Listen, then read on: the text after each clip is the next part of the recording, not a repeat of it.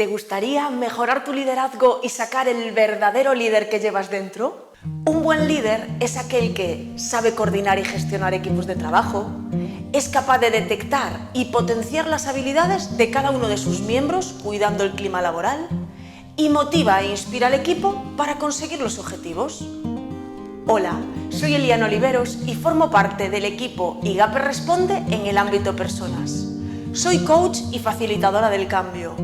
Cambio, una de las palabras que más utilizamos en este momento. Pues sí, el mundo empresarial ha cambiado. Nos encontramos en un contexto de incertidumbre y volatilidad, y esto obliga a los líderes a desarrollar nuevas habilidades. Necesitamos una nueva forma de liderar, una nueva forma de pensar. Yo le llamo liderar con alma, porque desde ahí lideramos equilibrando la gestión con la cabeza y el liderazgo con el corazón.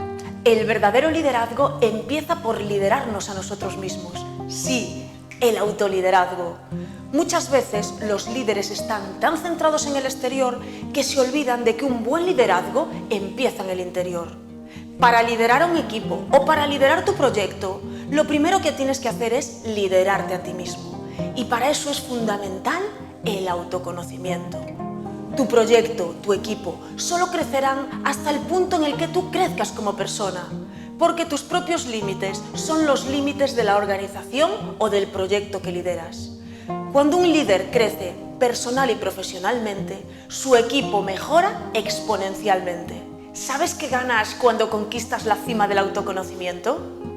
Aumentas la confianza y la seguridad en ti mismo. Todos sabemos que cuando estás en puestos de responsabilidad existen muchos momentos delicados e importantes decisiones que tomar, y esa autoconfianza y seguridad son clave. Ganas mayor flexibilidad y mejoras la adaptación al cambio.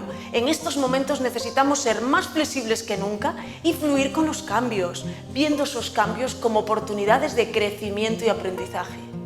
Y por supuesto, un mayor control emocional para mantener el equilibrio en los momentos difíciles y ser la inspiración y la motivación para tu equipo.